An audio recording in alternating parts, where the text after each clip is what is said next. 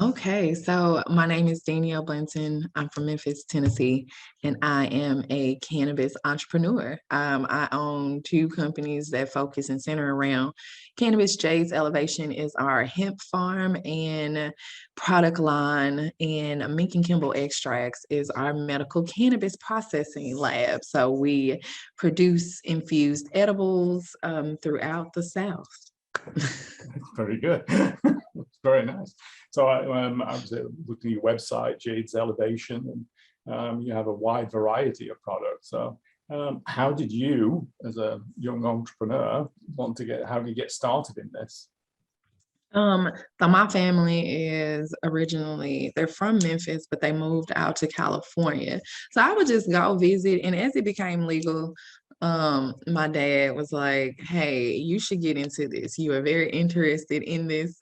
You talk." So he would set me up on different kind of almost consultation like work studies. So I would go to grow farms, and then I worked with a guy who does lights. And it was just like different stages that I saw. And I was like, okay, one of the things that lacked though was processing. So that was kind of my key focus when I came into the cannabis realm, is being a processor. So that was kind of how I got started, just looking for a way into the industry, but also looking to fill a void and be able to stick around longer than just a little while. Well, yeah. So you looked around to find your niche. Yes. Looking for something to set you apart. So we've all seen the explosive growth around here of CBD stores and stuff like that. And how did you go up? Did you think I'm going to phrase this, when you were originally looking into this, it was a growth industry, literally. And there's so many of these places that are opening up. How did you see yourself competing against those? I went small. Everybody was going super big and had all these acreages. And I mean, they would call me and like, "I want you to process 1,000,000 pounds." And I was like, "So what you gonna do with it?" So after I processed it, so I went kind of the opposite route. So once I got in it, I figured out that, like I said, I had to find a niche and understanding production. You understand, and it's going to be growers, it's going to be sellers. Unfortunately, people forget about that middle space on what to do with it after they grow it. So I really focused in on that part and working to become what they call vertically integrated. So I worked to find strains that I could grow and we could replicate it. We went in and focused in on our drying and curing process, getting it down to accommodate a smaller space versus having a big dry room, a really controlled dry room that was smaller. So I worked on understanding that everything that you could produce, you could honestly produce in a 2,500 square foot building. And you could also produce a well amount of material outside in less than an acre. So I just really honed in on small scale crafts, creating a boutique, like going out and garnering my customers as a community. So I have people who buy my products continuously because they believe in what I do, how I make it. I let them know that. And another thing that we focused on was being full spectrum from the beginning. So I always wanted to touch the cannabis plant as much as I could in the space that I could. So I took on as much understanding that this was going to be a full spectrum product. So that had also been my differentiation. I grew it, I processed it, you got the full plant, we remediated it down to the legal limits, but I always included the THC portion too. So processing, creating a more boutique kind of products also was just kind of my push while everybody was focusing on basically growing it. I focused on a little bit of everything to get my customer like the complete experience of it. There's been an awful lot of research and education you had to go through in order, especially, I'm really interested in that middle part where you take the plant and you turn it into your products. I mean, that sounds to me like it's a somewhat unique in the way that you do that. And Yeah. I mean, how you get the experience or the knowledge to be able to do that. I mean, that's going to be a story in itself. Yeah, I go to school, so I actually hold a lot of licensing. Um, I'm probably one of the most licensed like people that you're gonna see. But I started off, I went to Tennessee State University and I went to their new Farmers Academy. So what I learned was the basic structure of agribusiness. Once I learned that you process kind of plants in the same realm, any plants, I picked out which one I wanted to do. So you have a chemical based extraction and you have what's called a solventless based extraction, where you don't use a lot of chemicals and you basically can start from a fresh plant and you can extract it right then. You can do that with chemicals, but I focused on the non-chemical extraction of it to focus on more of an organic, natural process and actually like stripping the plant of its properties, but being able to strip it in a way that it's replicated to the person in a concentrate. So we focus on solventless extractions. I went to school, I did an online class with the manufacturer. So the manufacturer is Bubble Man. He is a very renowned cannabis processor. So I followed and researched everyone in my craft that did it very well. So I studied with him for 3 months where he taught me how to do making hashish.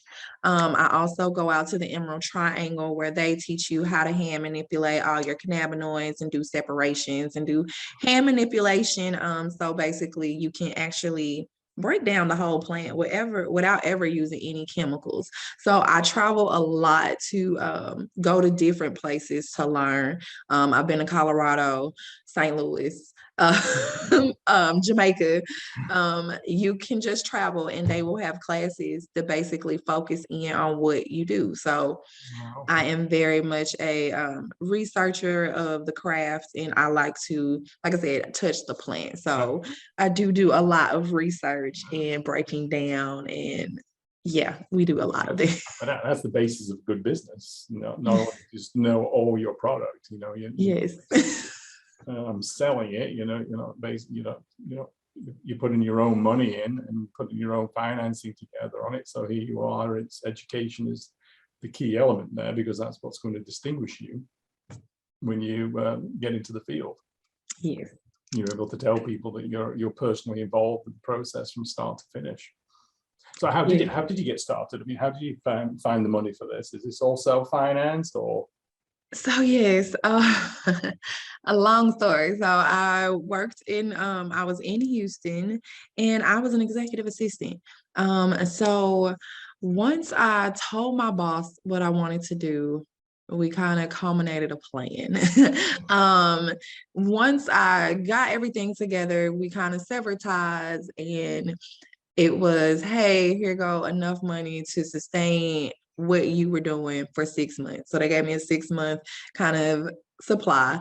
I went in and I sold a home I had. So I own properties. I tell everybody I don't recommend throwing your life away, but I always say, if you have backups, you can. So I saw a piece of property that I had in Nashville.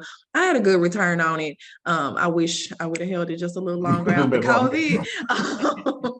But it did really well. So I took that money, I bought all of my equipment, basically started off what I had going. To continue it going, I look for grants. So I write grants. I do a lot of those. I do a lot of pitch competitions. I do a lot, and we really push our products. So I also go to farmers markets. I do pop-ups. I do a lot to kind of make sure that we are bringing in income to sustain what we have. I know now that we ventured off into the medical cannabis realm, we are now looking for investors to invest more into it because I am going to say cannabis and hemp are two totally different beasts when it comes to licensing and setups and securities and different things like that. So just bringing everything together and every time you hit a goal, you set another one. Right. You most definitely always need financing. You always need a form of income coming in, especially in these highly regulated industries, because literally last month I paid about, and this is a smaller end, I'm gonna say very smaller end. So I paid about $15,000 for my licensing, and that's between my hemp and my cannabis company. So hemp is getting up there with regulations, but between a hemp and a cannabis company, you usually just in licensing alone, that's not paying anybody, that's just paying the government to I was going to operate. ask you about the regulatory hurdles, because I cannot imagine all the paperwork and the inspections and everything else. Yes. So we have a biannual inspection. Our inspectors are really, I'm going to say, really good. They want you to be as successful as you want, but they also want you to be as compliant as possible. I am going to say, luckily, sometimes your mishaps lead to transformations in the cannabis industry, because I'm a hemp person, and for some reason, a lot of cannabis people worry about hemp. So that is kind of the barrier that I do. I'm proud to wear on my sleeve, that I get to expand the plant more, even to people who are part of the industry. Right. So doing that allows you to kind of be open, but regulatory things are, a lot of times hemp and cannabis cannot cross, even though they are the same plant. I do have to have a license to operate medical cannabis products, but I also have to have that license to do hemp. They never supersede each other. So so even if you have a medical cannabis license, you still have to get your hemp license. You still have to get your processing. You still have to go through manufacturing. So it is honestly bringing you more into a commercial setup. So hemp will still allow you to be a small business, but as soon as you go into medical cannabis, recreational cannabis, they are really about, do you have this plan? Do you have this in place? So yeah, it's an opportunity to grow, but it's expensive. Well, if they were to streamline the process, it would streamline the money. So why would they want to do that? That's going to keep everything. Why give you an all-encompass license when I can charge you for 6 of them? That's right. So yeah, I know. Keep that going straight. So what's your next goal? So the next goal is to open a brick and mortar. And when I say brick and mortar retail space, we already have our manufacturing, we have our grow. The next step is to just encompass retail, to be a vertically integrated company. So we are really pushing to be able to supply our customers with the best cannabis and hemp products that you have, that we can create, but we also we were doing a B2B. We want to move to a B2C and really push our niche and our experience and the education that we're having. So we're really pumping what we call the Elevated Market and Learning Center.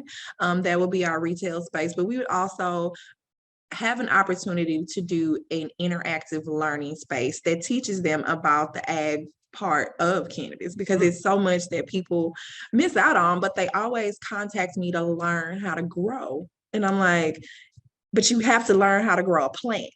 You can't just say, hey, I want to just grow cannabis and it's going to be successful. So I always try to focus on education and really putting it all together in a retail experience. So we get to grow great plants, we get to make great items, but we also get to build a community around those entities.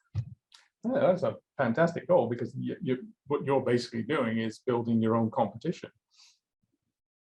And that's a tremendous give back by you, because of all the time and money you have invested in this, that you want to help other people and get started in the business too. Yes, and I do a lot of that. So I do a lot of mentorships, we do a lot of classes, and that's really where it all came from. It was just people would come to the house and we would have classes. We would just, it started in my garden. So they just wanted to come and learn. And that's how we kind of pushed that more to the people, especially during COVID, where our retailers fell off. We had to pick up and really be more customer facing and be more involved with them. So if I understood what you were saying correctly, then you want to turn to brick and mortar, to go B2C, in order to establish your brand in the retail space. Yes. Is there anybody else who does the whole package like that in this area? I would say alleviating the encompass of education and learning. I would say I've seen Knowledge Quest. They don't necessarily focus on cannabis, but they do focus on the entertainment, the learning, the growing of it. I really liked their farm setup. The only difference is I want to focus on more of an urban industrial grow, so where we're doing vertically grown things. So including a lot of technology in it. And when you're doing interactive things, more AI, more things that are visually artificially simulated, like simulation, where you could be there and do it, but not always have to affect the plants that we're growing. So also keeping the disease down and contact, because like if you're growing for commercial, you have to understand you can't always touch something. So having a section to where we could bring the community in. I haven't found anything like that, but I do know the closest thing would be Knowledge Quest in Memphis. Ounce of Hope would be another that we reference as a competitor. And that is, and then I would also say almost like a Grind City brewery. A brewery would be another kind of all-encompass things where you can take tours, you have that space. But I hadn't seen many people do the actual physical learning space for more adults too. So this would be tailored towards a higher age range. We do have a lot of things for kids, but not older adults that want to continue their urban dwelling and really trying to find sustainable living practices too. So in the current environment, what are your biggest challenges? Is it the cost of power or cost of water, or is it? The biggest thing is the cost of licensing and testing. That is the biggest expensive spend that I do each year, just making sure that I have all my licensing and testing all of my products. So each product that you make, you have to go get, and you have to get a full panel analysis. As you saw, I have not even all the products that I make there. So we go through a lot of third-party testing, which I appreciate because it lets us know what we have, what potencies we are, what kind of measurements we're having. So between licensing and testing, and also just the building of it, the building of the retail space, because we do have the grounds to grow, we have the grounds to process, but we have not found a brick and mortar retail space that yields us a great location and can get us a big enough space. And that's another thing, because we're looking for a good amount of space to hold everything on. So when you're looking at urban areas, you don't have as much space. So those are kind of the challenges that you face. But I think we're making some strides, especially on location. We're looking in downtown Memphis, just kind of looking to regentrify and fix up spaces that are not targeted. Yeah. So just one last question, it's purely curiosity on my part. How is this, obviously the whole concept of hemp and so on and cannabis has lots of connotations around it for a lot of people. And it's, marketing is got to be an interesting challenge, put in a space that people understand what it is and don't default to the stereotype uses of cannabis and weed and so on. I mean, it's just how do you attack that as one of your challenges? Yeah, in our learning center, encompassing it in a plant way.